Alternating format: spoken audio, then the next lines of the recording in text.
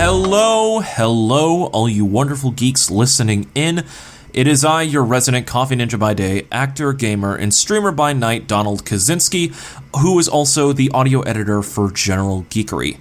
I just want to give you guys a little bit of a heads up before we get started with this episode. We were recording virtually for this episode of General Geekery, and we didn't notice it until about 10 to 15 minutes into the recording. Hannah's audio kept cutting in and out.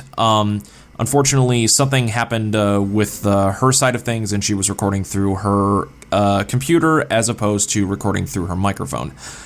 We got that fixed after like the 10 to 15 minute mark, but there will be some moments at the beginning of this episode where Hannah cuts in and out very erratically. I tried to clear it up as best as I could, but just to give you guys a bit of a heads up for going in, I apologize for the audio issues, but I hope that does not deter you from enjoying this episode of General Geekery.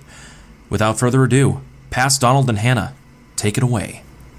Hey, hello, what's going on, everybody? Welcome back to the General Geekery podcast. This is, of course, the podcast where we love to geek out about all that we love to geek out about with no remorse, no regret, and with all of the enthusiasm in the world. And, you okay? You good? Yeah. It's like, oh, indeed. All right. So, as you guys can tell, we're doing another recording. Not in session at the moment, just because plans turned out this way. But hopefully, we'll be back to in-person sessions soon. As always, I am your resident coffee ninja by day, actor, gamer, and streamer by night. I am Donald Kaczynski back once again. Joining me, as always, she is our resident artiste extraordinaire, dice slinger magnificent, and our video game inept, Hannah Kubiak.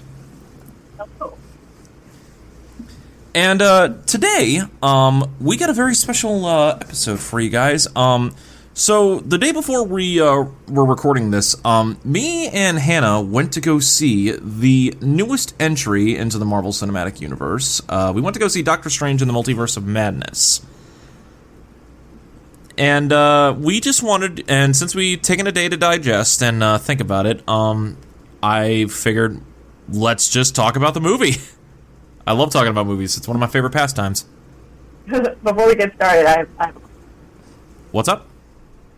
question for you. What's up? Are you happy? Is that really how we're starting this? Oh, I'm starting it. Really? Yeah. The question that they kept just repeating over and over again throughout the entire movie, are you happy? I'm like, what does that even mean? What are you trying to say? I know what it means. What is it? Then what does it mean, Hannah? No matter how many times you save the world, you can have a great life. Okay. Yeah, fair enough. They did kind of like wrap that up at the end there. Yeah. So, No. I said, where does happiness come from? That's a good question. I wish I knew. Yep. Unfortunately, most people in the state of which I live in thinks that it's at the bottom of a bottle. Yep. So yeah, if like imagining yourself like if there was another version of you who made different choices, they have a better life than you. Be happy. Tell me what I did wrong. Mm-hmm. Actually, that'd be a bad idea. No! Stop! I don't need to know. Fair enough. Oh. Fair enough. Yeah. So, with the Multiverse of Madness, to start us off, this film takes place almost immediately following Spider-Man No Way Home. Now, Hannah hasn't seen No Way Home yet, so I'm not going to go too far into spoilers with that movie, but long story short, multiverse shenanigans happened in No Way Home.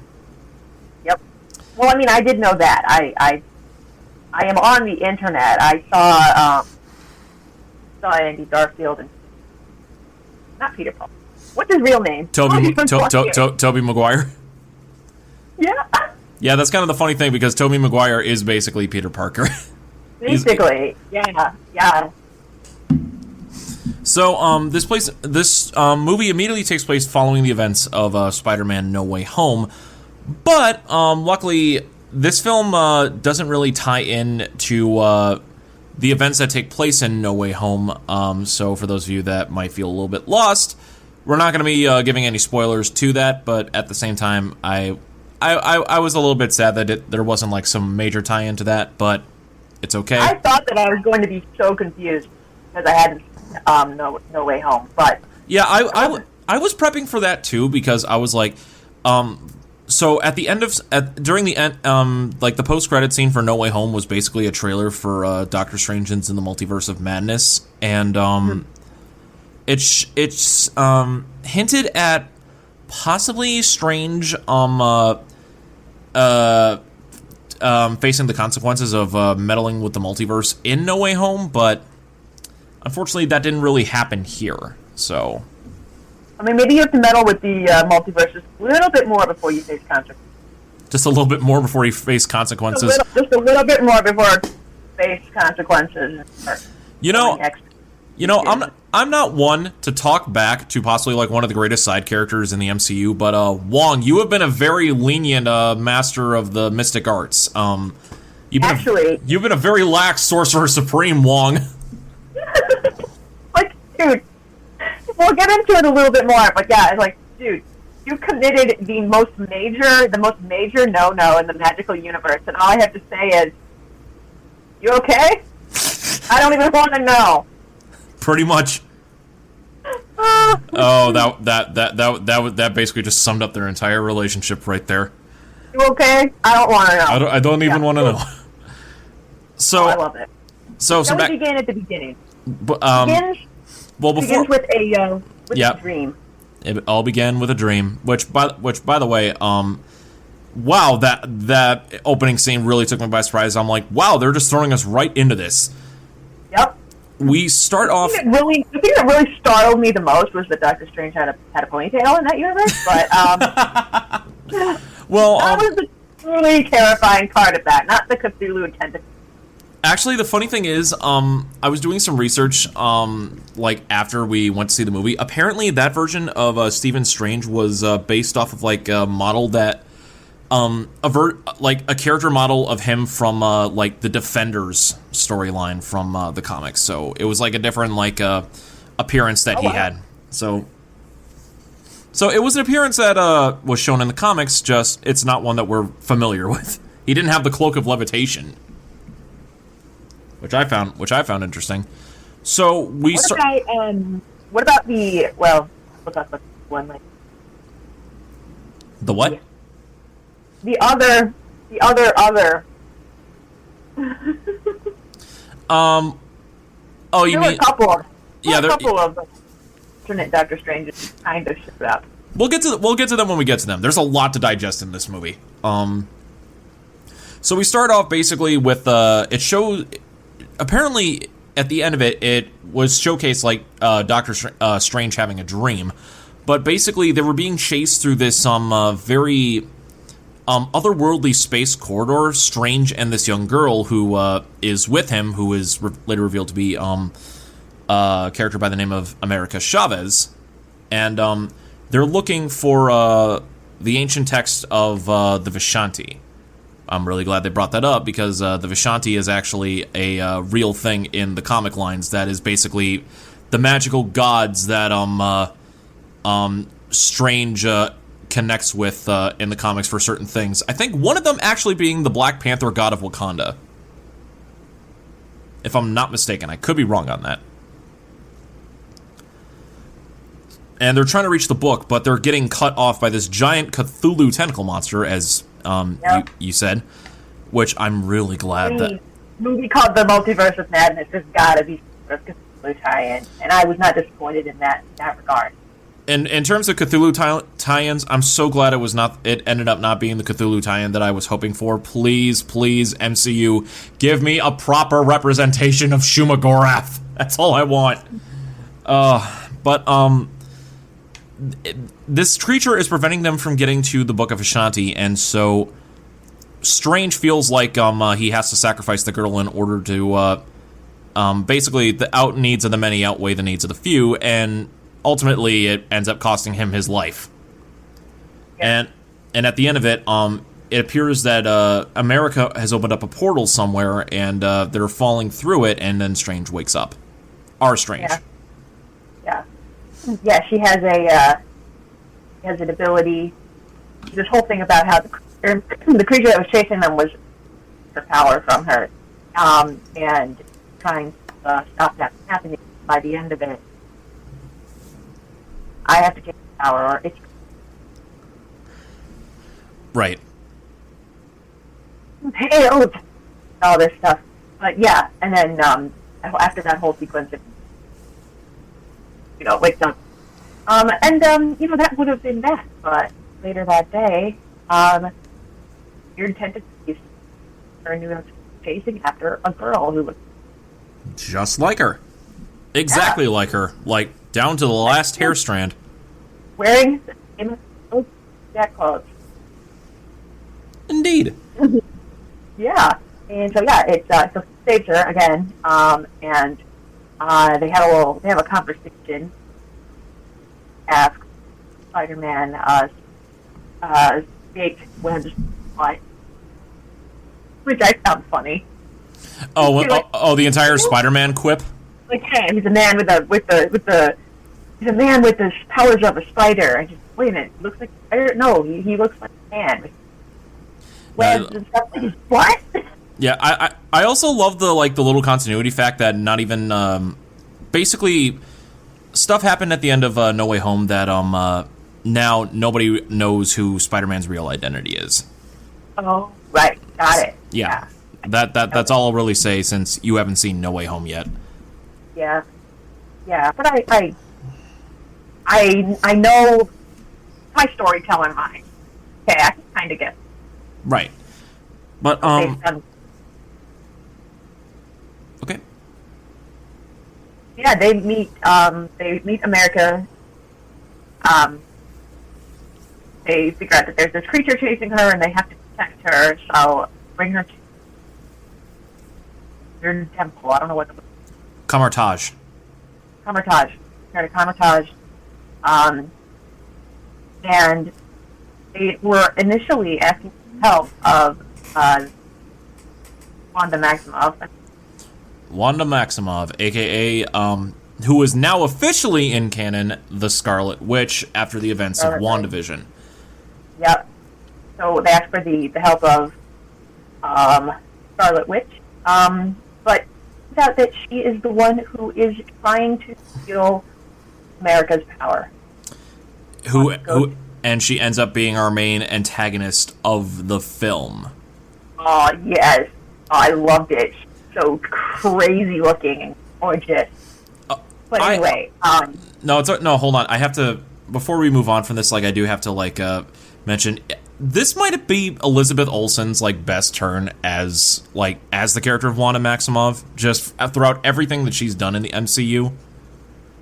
Yeah. WandaVision aside, WandaVision was its own pile of weird, but her as the Scarlet Witch in this film terrified me. Mm-hmm. She was properly terrifying, and it was amazing. Yeah. And, I loved... Yeah, basically what she wanted to do was, America has traveled to different worlds in the and Wanda wants to first where her children are real, they're alive. Just to let you know, right. you were cutting out quite a bit during that. Was I? Oh no. Yeah, you were cutting out a bit. A few minutes later. Okay, sorry. All right, sorry about the technical difficulties there, guys. We had some audio troubles. We got it fixed now. We were talking about Scarlet Witch's reasons. Yeah. For doing what was I talking about when my mic started to fritz? Basically, we were talking about why Wanda was after America. Gotcha. Okay. Which that name I actually didn't I didn't hear America properly when she introduced herself. I thought she said her name was Erica. So then when people were talking about America and stuff, I was like, I know that America is self-centered, like as a country, but he's like, what about America? And I'm like, what do you mean? What about the world, man? Like, oh man, stop being a dick and forgetting about the rest of the world and just focused on America. And I was like, oh wait a minute, her name is America. Okay. Well, I mean, in the comics, she goes by the moniker Miss America under a superhero pseudonym. So I don't know. Really? Yes. Oh, okay. All right. So, yeah. So America has the ability to travel through the multiverse, and so they take her to Comitage to keep her safe, and Scarlet Witch, who wants to be able to travel the multiverse, so to find a universe where her children are real, wants to take America's power for her own, so she can be with her children. So that's basically what her motivation is throughout this whole thing. As in all the other universes, her children are real. But in this one, they are not, and so full on warpath. Yeah, and so that's kind of how she justifies a lot of what she does. It's just like, yeah, like I'm not a monster, I'm a mother. Or like, they're not mutually exclusive, but okay. But it was a pretty it was a pretty compelling sort of sympathetic villain arc, honestly, like a villain motivation. Because usually it's like, I want to be all powerful and rule the universe, and she's just like, she wants to be with her children. Especially considering, like, Wanda has had, like, the longest character arc, like, for a villain that I think MCU had. I mean, outside of Thanos, but Thanos did not really have as much screen time leading up to Infinity War as Wanda did. And Wanda was a hero for the most time. And you look back at, like, her entire character arc, and everything she lost. Her parents, her brother, the love of her life twice, once of which she killed himself. Yeah. And then in her grief, creating this town and creating this family that she was content with, and then she lost all that too. And then gaining hold of the Darkhold, which is the book that she got from Agatha from WandaVision, and now it has become possibly one of the strongest magic users that the MCU has had. Yeah. So that's her motivation. Long story short, she storms Comitage, and as she is about to like seize America's power for her own, America, who she can't really control her power, and it really only activates when she's really scared. America opens a portal, and then she and Doctor Strange end up falling through the portal into another dimension. Which I think, if I remember correctly, they dubbed characters later on dubbed that their Earth, because they are also aware of the multiverse, Earth 838, if I'm not mistaken. 838. Yeah, that sounds familiar. Yep, right here. Earth 838, and they later find out from the Earth 838 version of Christine Palmer, who was Doctor Strange's love interest in our main MCU timeline, that our universe was the one that our main Marvel universe, cinematic universe, is in is 616, which is actually like the main Marvel universe timeline that's used throughout the Marvel Comics run. So, yeah, that was a nice nod. Yeah. So they get there. It was very circuitous. They decide they're going to. They decide that if anyone's going to be able to help them in this dimension, it would be the Doctor Strange from Universe 838. So they go to the Sanctum to find a huge statue that says that Doctor Strange gave his life defeating Thanos, etc. And someone else is in charge of the Sanctum now. Which ends up being Earth 838, Earth 838's counterpart of Carl Mordo, who is basically, if I'm not mistaken, the Sorcerer Supreme of this universe, portrayed by the same actor from the first film as well. I gotta say, I knew Mordo was coming back in this. I was not expecting it to be an alternate counterpart. We still don't know. I don't think we know what the main universe's Mordo is up to following Doctor Strange. We know he's stealing like the magical power from like other sorcerers and stuff like that, but we haven't seen much from him. Yeah. Huh. Oh, we'll see what happens. But yeah, so that happens, and then they get taken captive by Mordo and brought to a sort of research facility, which is where Christine Palmer works. And Doctor Strange is brought to a meeting with a very significant group of people from the MCU. Donald, do you want to talk about that? Because you know a lot about it, and I do not. Okay, so this film introduced one of the most divisive secret organization groups in the Marvel Comics, the Illuminati. The Illuminati is a secret organization made up of some of the most brilliant minds on the superhero side of Marvel, but work in secret, doing some very morally grave things. Now, a lot of people like... there are some people who like this because it was the actions of the Illuminati, specifically Tony Stark, that led into one of the most profitable comic book storylines of all time, that being the Marvel Civil War. Right. But... wasn't Dr. Pym... Hank Pym was once a member of the Illuminati as well, but the original 6 members of the Illuminati include Black Bolt, who was also shown in this movie from the Inhumans TV show. I honestly can't believe that they actually gave that another shot. Doctor Strange, Namor the Submariner, who has not made an appearance in the MCU yet. I don't know if they'll ever bring him in. He's basically like Marvel's version of Aquaman. Yes. He's the one with the voice thing whenever he talks. No, that's Black Bolt. It's really loud.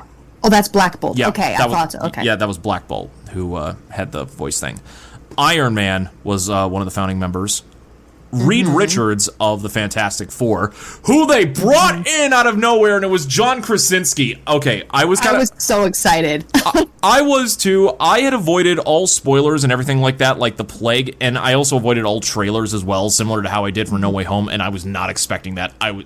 As someone who loves the Fantastic Four and loves their main villain, Doctor Doom, so much, that just gave me so much hope in the world. And the 6th and final original founder of the Illuminati from the comics, who was also portrayed in this movie, was Professor Charles Xavier of the X-Men, and I can't believe they brought Patrick Stewart back. Hannah can vouch for this, guys.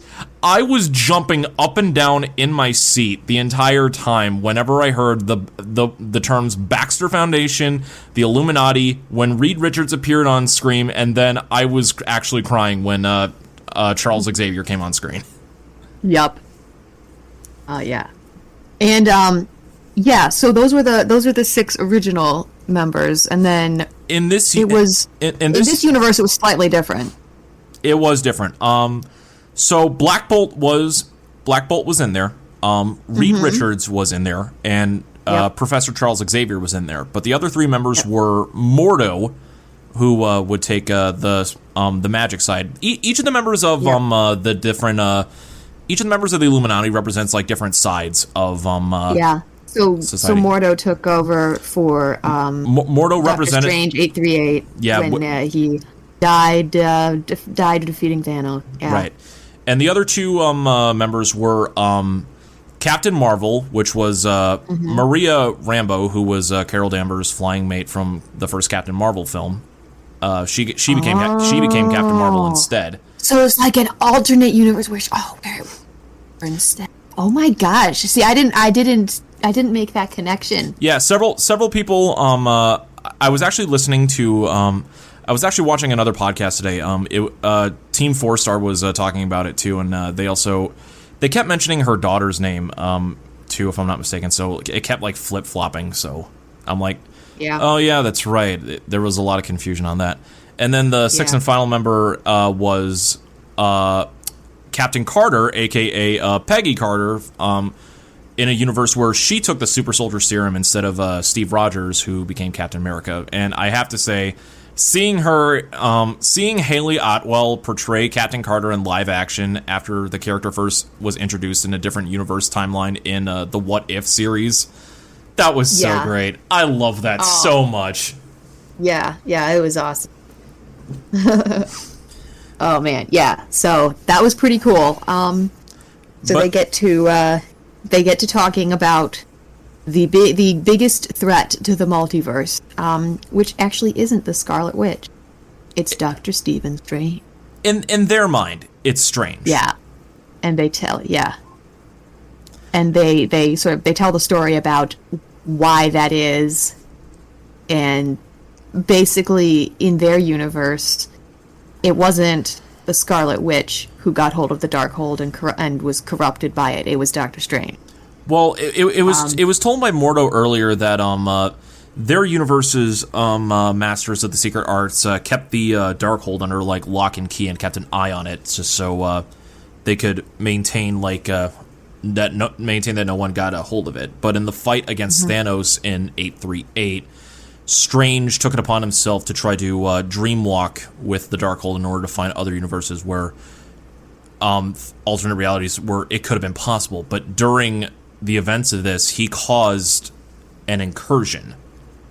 Yes. Which is basically two universes colliding and reality falling apart for both of them, with one of them eventually ending up being obliterated, destroyed. Yeah. I think we also get a look at like how these like universes interact and an incursion can happen in the series Loki. That's right. So I like.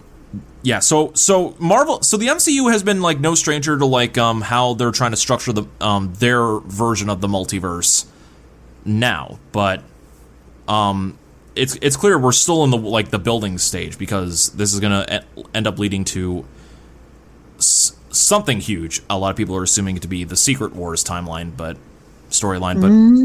we shall see. We shall see. All right. So in their eyes, Strange is the greatest threat to the multiverse, like every Doctor Strange, because of just one Doctor Strange. Every single one. And the Illuminati voted amongst themselves. Strange too, who was also in the Illuminati before Mordo took over, all agreed that because the Darkhold had such a hold on Strange, he could not be allowed to live, and so he voluntarily gave himself up for execution. Yep. Which, wow. Blasted into atoms. Yeah.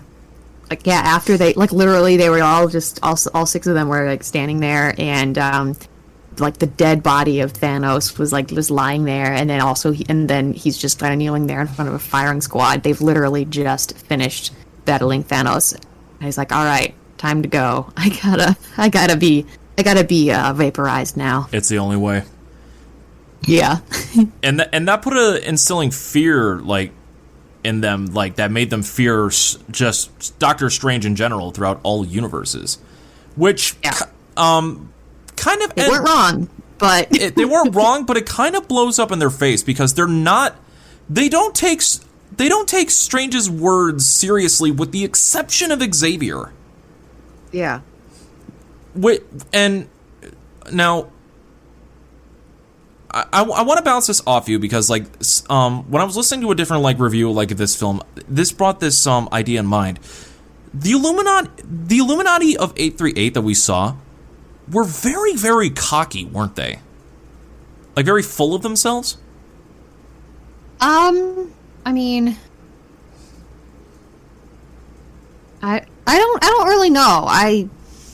Now that you say that, possibly. They seemed like they were prepared to make really hard decisions. Yeah, but I think it was because they, like... But I think in the way that Strange was talking about, like, how dangerous, like, Wanda was, experiencing her power firsthand and the destruction that she wreaked at Karmatage. They could beat her, yeah. Yeah, and that their universe's Captain Marvel's like, nah, fuck, fam, we got this. She ain't gonna be nothing. 15 minutes later, all but one of them are dead. Which, okay, can we talk about the death scenes? Like the Illuminati versus. Wow. Okay. It was ridiculous. This was some of the most gruesome death scenes that the MCU has ever portrayed. And I have to applaud director Sam Raimi. This has his fingerprints written all over it. Oh my goodness. Especially the Black Bolt and Mr. Fantastic death scenes. Oh, that was... Oh, yeah. Oh, those were unsettling. That was ridiculous. Yeah. And then the Charles Xavier one made me cry again because I'm like, damn it! Why? This is the second time I've had to watch Charles Xavier die in a movie theater! How dare you! Oh, man. Yeah. Yeah, that was good. I definitely wasn't... I mean, that was like Downton Abbey level killing off characters. It was. They were literally just introduced, and then it's like, okay, goodbye. Your head's gonna explode. You're gonna get cut in half. You're gonna be crushed. You're gonna be turned into You're gonna be turned into yarn while your head just pops off. Yep. That's the most Evil Dead thing that I think I've ever seen. The most PG Evil Dead thing that I've ever seen. Especially considering that there was no blood. Yeah. This could have been so much darker. This could have been so much darker, and I would have still loved it. But it showed Wanda on an absolute warpath. Yeah. Meanwhile, in our universe, like, while she is able to, like, dreamwalk, thanks to one of Wong's other students, they sacrificed their life to destroy the Darkhold. And unfortunately, when Scarlet Witch is ready to kill the other students because she is too far gone at this point, Wong relents and shows her where the Darkhold was originated, because apparently the book version was basically a copy. Mm-hmm. And thus, Witch on a warpath again. Yeah. So it was a minor setback for her, basically. Basically. And so the only thing that can really stop them in Strange's mind is to get a hold of the Book of Ashanti, because now he has confirmation that it does exist. Earth 838, some Illuminati, confirmed that they have it. And Charles implored him that if anything should happen to go find it, which he does with the help of America and Christine. 838's Christine. They get it, but Wanda catches up and the Book of Ashanti is destroyed. Yep. Damn. And after that, remember how that ended. Wanda gets a hold of America and takes her back to the main universe. And Christine and Strange get sent to another universe that basically suffered an incursion. That's right, where it was slowly falling apart, and they decide that they need to go and find the other Doctor Strange. This Doctor Strange from this universe. Yeah, the other Strange. Yep. So they find the sanctum, which is slowly being flooded, basically. And it made me laugh because he goes into the building, and there's just this big long staircase that just goes stairways to heaven up into nowhere. Yeah. And of course, my Cowboy Bebop brain was like, if there's a frog on these stairs, I swear to God. There's nothing waiting for you at the end, Wilo. You can just turn back now. Yeah, so he gets up there, and he talks to this universe's version of Doctor Strange, which is dubbed Sinister Strange in this. Yeah, Sinister. He has a wicked beard. I'm trying to decide who that beard reminds me of. I haven't put my finger on it. Well, while you think on it, this scene was actually slightly shown in like a lot of the trailers leading up to it, apparently, because I went back and watched the trailers like leading up to this, including the one that showed at the end of No Way Home. Originally, I thought this Strange was going to be the Doctor Strange that was introduced in What If episode 4 that I told you about. Basically, he lost Christine. He wanted to gain more power, and I don't remember if he got a hold of like his universe's Darkhold, and he started absorbing all these dark, sinister creatures of magic, and was able to revive her, but unfortunately caused his universe to collapse in on itself. Yep. And he kind of became this sort of warped and twisted version. That particular character was dubbed Strange Supreme, and I thought we were going to get another version of that in this movie. Unfortunately, not. But always nice to see Benedict Cumberbatch being both a bad guy and a good guy in the same scene. And and having an epic wizard duel with himself. I love battering each other with music. Yeah, I love scenes in movies, TV, whatever, where it's a person and then another version of themselves, or like a doppelganger or something, fighting each other. Maybe it's just my maybe it's just because in my early childhood I watched the original series of Star Trek, and Captain Kirk would fight himself all the time. Fair enough. Like the Dark Captain Kirk and other Captain Kirk. Yep, sounds about right. Each other. Just completely over the top 60s sci-fi music. Yep. Yeah. Oh, I love it. Yeah, but this was good. They were just like, they were flinging spells back and forth, and eventually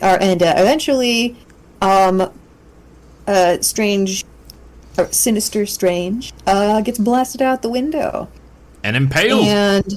And impaled. There's a lot of gruesome death in this film. It's a Sam Raimi film, all right. I've been impaled. Yeah. So at this point, our Doctor Strange 616 gets a hold of he gets the dark hold off of Sinister Strange, and he decides that, well, like he uses it to like look into other universes, and he finds America, who is held captive by Wanda, who is draining in the her process power. of draining her power. And so basically he decides, oh gosh, I got to get back there now. The only way to do that is to dreamwalk.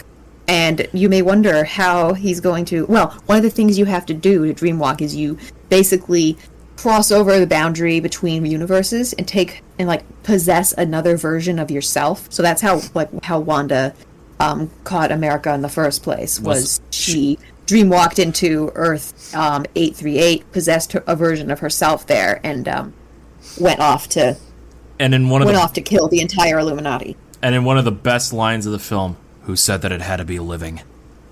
Yeah, because when America came over from the dimension that Doctor Strange dreamed about in the first scene of the movie, she and the dead body of Doctor Strange ended up getting transported into our universe. So there is a corpse of Doctor Strange buried on a rooftop garden in New York. I've buried worse. And there's this I've buried worse. I've buried worse. And so there was this sequence where this zombie Doctor Strange, like the clawed hand, busts out of the ground, and he gets starts shambling along, and it's like, oh my gosh, this is awesome. This section of the film is so Evil Dead that I was just grinning ear from ear. I was just grinning ear from ear. I'm like, Sam Raimi is back. Let's go. Yeah. I was so. I love a good zombie. And honestly, this was almost shot for shot the zombie design that they had for zombie version Doctor Strange in the Zombies episode of What If. Yeah. Which was so cool. it was Yeah. it was a really sleek design. I love Yeah. that design so much. Because Oh. possessing a dead body is apparently like one of the ultimate taboo of magic users. It's kind of like human transfiguration in human transmutation in Full Metal Alchemist. Full Metal Alchemist. Yeah. So much so that like the spirits of the damned were trying to basically suck his soul away and drag him to hell. Yeah, pretty much. And but he's a master of the mystic arts, so he was able to take control of all the souls of the damned and fashion them into a spectral wings. That was completely awesome. Which That was so cool. Which- it was like this, it's like these wings that had like a bunch of like heads and like gaping black maws and stuff, and then all of their hands were like yeah, were and like popping sort out of his body. It was Kali, it was almost like it was like the goddess Kali. Yeah, it was right. almost, Kali is the one who has all the hands, right? either that or The Indian goddess. either that or Vishnu. Like it's either one of those two. But it was such a cool visual because it basically looked like a more dimension demonic version of like the multiplication spell that's Strange used against Thanos in Infinity War during that entire Right. one-on-one fight, which was like, that is so cool. You okay? Yeah. I don't even want to know. that was the moment where like We brought it full circle. where Wong is there, and and he shows up in zombie form, and Wong is just like, I don't even want to know. Like, He's just like, you got choice. he's like, just do it. That was awesome. I have to say, for me personally, I would have absolutely lost my mind if somehow through that sequence they introduced Mephistopheles into MCU canon. But then again, I guess that's more of a Ghost Rider thing than a Doctor Strange thing. Still would have been cool though. The many armed goddess is that I was thinking of was Durga. Oh, Durga. Okay. Thank you for looking that up. Yeah. So we get to fighting Wanda. She's proving too powerful, and our Strange is being left with the suggestion by Wong to take America's power in order to be able to stop Wanda. But much like how Strange found a different way in both his respective movie and Infinity War to end the day and win it, he instead tells America that she was always able to control her power. She just needed to basically take ownership of it.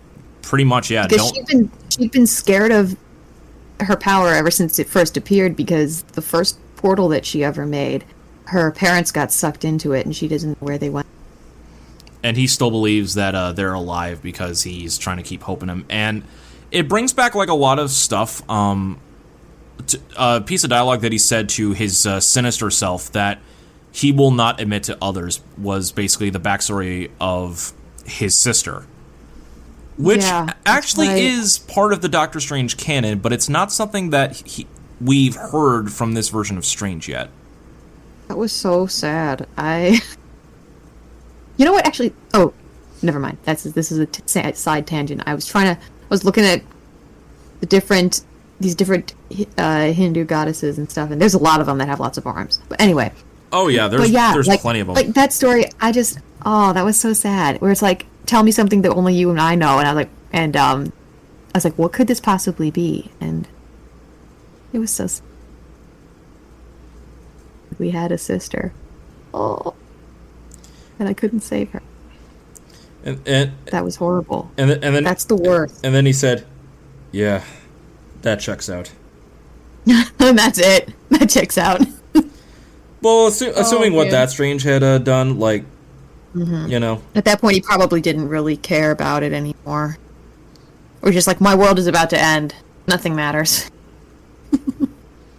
Yep. But yeah, so very interesting that basically instead of like, you know, killing the villain in this story, what happens is that America gets control of her power. She says to Scarlet Witch, "I'm going to give you what you want." She transports her to the transports her to Earth 838 again to see her children and her alternate self, who is the mother of these children. And the children are terrified of her, and that's the moment where she's like, I'm not a monster, I'm a mother. And I didn't hear what Wanda 838 said to her. I don't remember what she said. Yeah, I don't remember what she said, but it was something like instead of like, well, in the end, that America and then Wanda 838, they like showed some real compassion for Scarlet Witch, actually, and she ended up just kind of like breaking down and being full of remorse and stuff, and she ended up like sacrificing her life to destroy the Darkhold once and for all, so that no one would ever be tempted. Yep. Hello? No, Yep. Still here. I was trying to look up to see if anybody knew what Wanda 838 said. Unfortunately, I couldn't find anything. Sorry. But yeah, she brings the whole house upon her, the whole temple upon herself, and seemingly kills herself. Which is. We'll see. But you know the thing about comic books, nobody ever stays dead for long, and Wanda being one of the strongest characters, not just in MCU, but also in Marvel in general. She's like one of the 10 strongest beings in the Marvel Universe. Mm-hmm. Yeah. Because I don't think we're going to see her gone for very long. Well, she's going to be gone for now, but if this was if this was Elizabeth Olsen's bow out, she went off on a high note, because her performance is like one of the high notes of this movie. Yeah. Oh, it was so good. Just spectacular. Well done.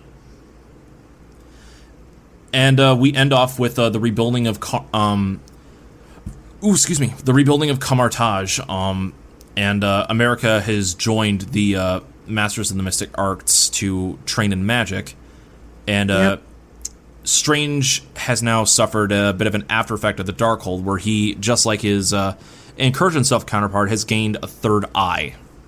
Yeah, so freaky. So freaky. And in the mid-credits, excuse me, a woman appears to, who was played by Charlize Theron, which I had no idea that was her when I first saw her. I'm like, wait, how did I not recognize that was Charlize Theron? And, takes Strange away because he nearly caused an incursion and they need to fix it before things get bad, which leads into, I think, the Dark Dimension? Because it looked like the Dark Dimension from the first Doctor Strange film, so... Oh, yeah, okay. Leaves us off on a bit of a cliffhanger as to how Doctor Strange is going to continue on in the Marvel MCU, but at the same time, I'm okay with that. Yeah. And that was Doctor Strange in the Multiverse of Madness, which in the after credit scene was basically a pizza vendor portrayed by Bruce Campbell, because you can't have a Sam Raimi film without Bruce Campbell cameo, who had a spell cast upon him by Strange to keep hitting himself for like 3 weeks, something like that. Finally stopped hitting himself and excitedly proclaim, "It's over," as the movie goes to black. Yeah. I literally shouted in the theater, Damn it, Bruce Campbell! Mm-hmm. Yeah. I had one more thing. It has to do with the question that I asked you at the beginning of this recording. Where people throughout this movie kept on asking Doctor Strange, "Are you happy?"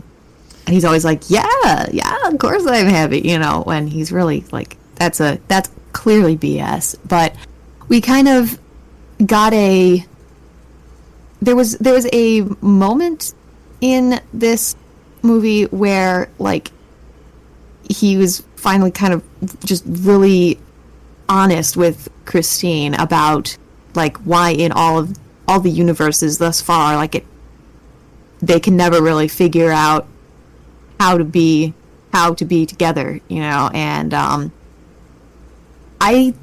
thought it was a really cool line, and it kind of like speaks to what a lot of people what a lot of people feel about just like, especially people who have had like had loss in their life and everything, where he just basically point blank says like, it's not that I don't want to love someone, and I don't or want somebody to love me, but I just get scared.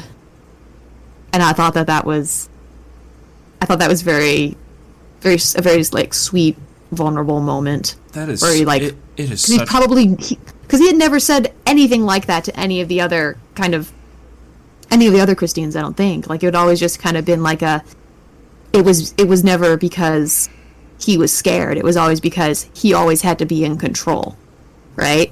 Like, right. she would say to him, like, you always have to be the one holding the knife. It's like, well, yeah, because I'm scared shitless by being in a, like, I need to have control. Yeah, because if it's anything that's outside of his control, then it's something that, like, what happens to his sister. It's such a... It's just fear. Yeah. It's like, yeah. It's such a relatable feeling, too, because you think about, like, how many circumstances that were out of his control basically took all this stuff from him. His sister, the proper, like, use of his hands, just... Yeah, that was just Yeah, to him, his biggest fear is, like, the loss of control where he can possibly do something. Yeah, which is sort of I guess a fear that pretty much anyone can understand and often don't admit to ourselves. You know, like, it's the same sort of, like, we'll be a lot of things to hide the fact that we're scared. Like, you could just, like, could be an asshole, you know, and it's not because you are an asshole, it's because you're scared. You don't want people to know you're scared. You can be angry, and that's just because you're scared, you know, like, that's just people, I guess. It's a defense mechanism. It's a defense mechanism. Yeah. A completely understandable one, but at the same time, also a character flaw. But if you and me are anything to go by in terms of how, like, the characters we love a good character flaw. Yep. Oh yeah, we do, absolutely. Because, I mean, if a character is quote unquote flawless, then 9 times out of 10 they're not interesting, and and I'm like, exactly. You're not interesting. Why are you here? Give me the turmoil. Give me the grief. Give me the challenges. Yep. I love a good old vein of self-loathing in a protagonist.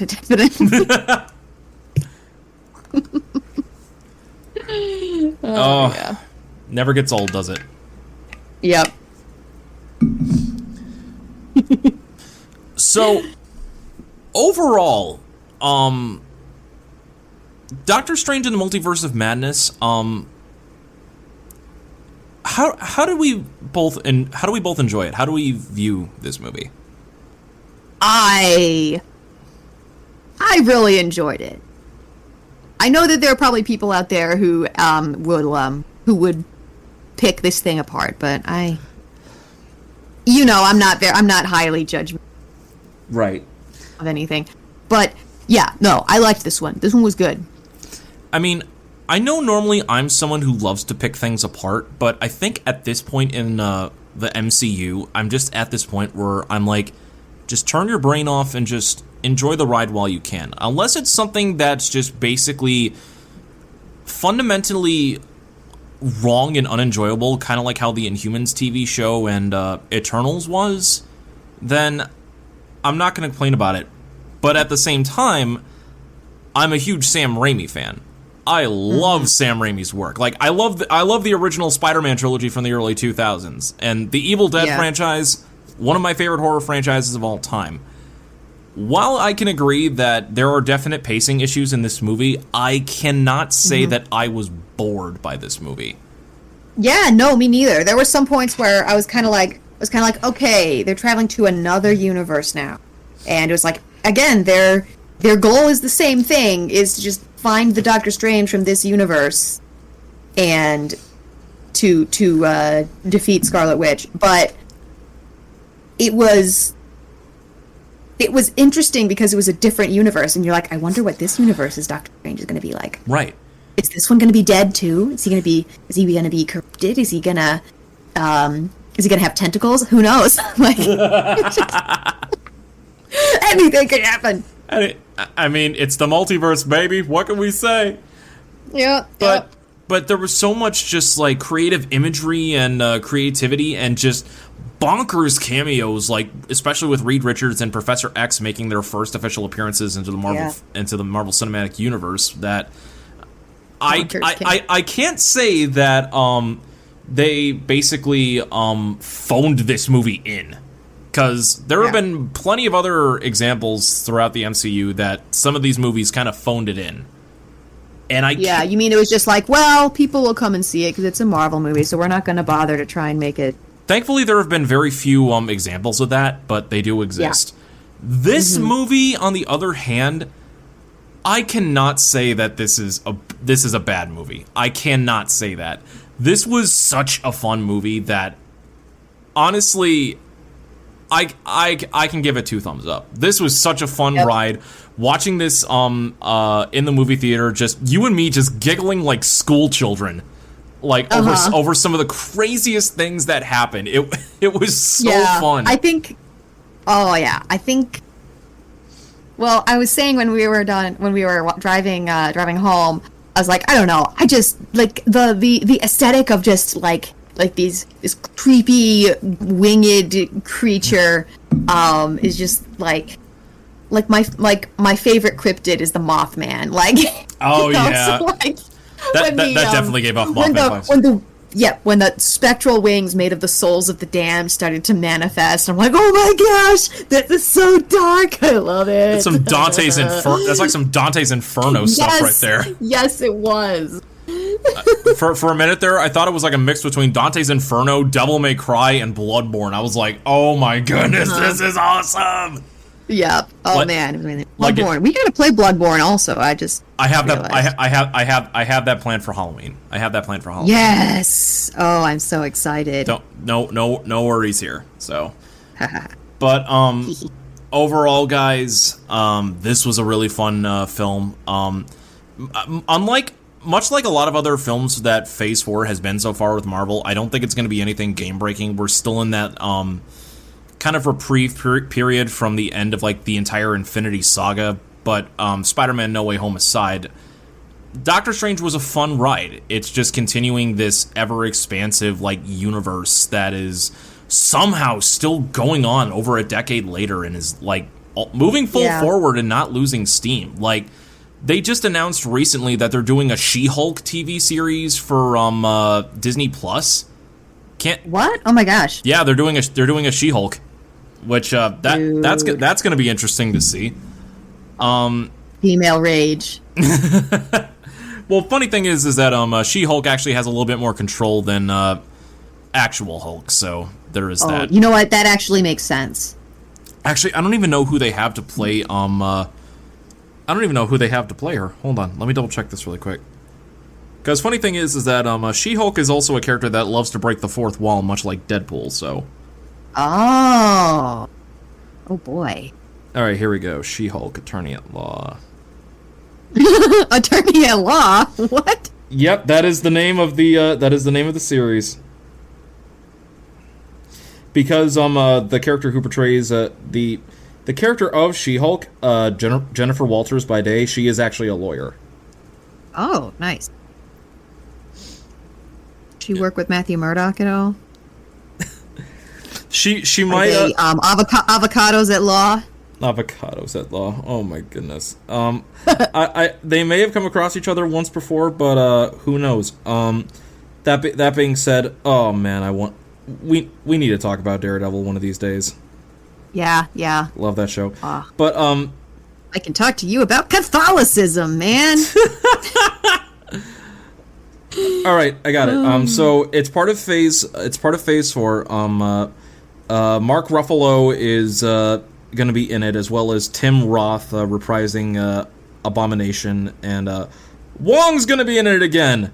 The Wong cinematic universe continues. Seriously, how many projects has he been in the MCU so far? Tons. He was in Shang-Chi, wasn't he? Yeah, we saw him in Shang-Chi. We saw him in No Way Home. He played a big part in this Doctor Strange. He was in What If a couple of times. The Wong Cinematic Universe is ever expanding, ladies and gentlemen. Praise be the Marvel Cinematic Universe's Earth 616 Sorcerer Supreme, Wong. Or, as he is known by his gamer tag, allegedly, Noobmaster69.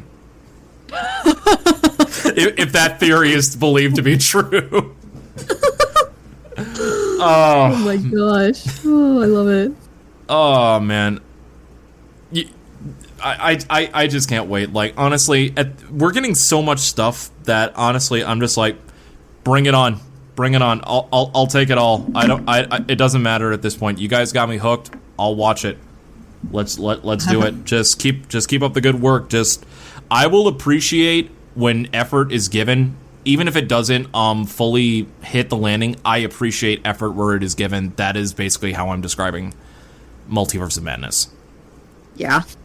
This was an incredible, fun ride. One of my favorite one of my favorite theater going experiences, like, in a while. Yeah? Like, just from how much fun that I was having just watching it and just being just overly giddy and everything. Yeah. Oh, yeah, it was good. So I think we can end things off with that. All right. All right. Guys, if you have not seen Doctor Strange in the Multiverse of Madness, definitely recommend go to check it out while it's still in theaters or whenever it appears on streaming, Disney+, whenever. But, thank you guys so much for listening to us geek out about all the Marvel shenanigans. If you guys want to hear more from us, make sure to check us out wherever podcasts are found. General Geekery is on Spreaker, Spotify, Apple Podcasts. And if you want to see all of the episodes from the beginning in order, check out the official YouTube playlist that we have in the description of this episode. And if you guys want to help support the show in any way, shape, or form, we have the links to our Patreon and our Coffee page in the link below. Go on down there, check it out, and if you choose to donate thy coin, we very much appreciate it. As Coin well, is cherished, as they say in the Shakespeare realm. Coin is cherished? Thank you. Appreciate it. And if you guys want to follow us on all of our other social media platforms, you can follow us on General Geekery on Instagram and at Gen Geek Podcast on Facebook and Twitter. And if you guys want to check us out on our respective pages and stuff like that, you can check Hannah out on Instagram at Python Legume and on her DeviantArt page on where? What was that? Dolmen Bright. Dolmen Bright. Dolmen Bright. Thank you. I will. A dolmen is an Irish burial mound made of rocks. It's like a little mini Stonehenge. Oh, gotcha. On the Burren in County Clare. You and your Celticness, I swear. I love it so much. So yeah, Dolmen Bright on DeviantArt, and you can check her out on Loaded Dice Adventures on Twitch.tv, playing dice every Monday and Wednesday as part of two different campaigns. I'm also a part of the Wednesday campaign, so we're actually going to be going into a campaign for that a little bit after we get done recording, so can't wait for that. And you guys can check me out on my social media on Instagram and Twitter at RyuzakiMK7. And you guys can check me out on Twitch.tv at Coffee Ninja Ryu. I actually just recently changed my username on that, so Twitch.tv/Coffee Ninja Ryu. So go check that out if you want some more streaming shenanigans. This has been episode 117 of the General Geekery Podcast, talking all about Doctor Strange and the Multiverse of Madness. Thank you guys so much for listening in, and until next time, guys, keep your sling rings close at hand. Marvel, please don't mess up the Fantastic Four. Please, I'm begging you. And as always remember to keep your geek on. Always. Clink, clink. Bye, guys.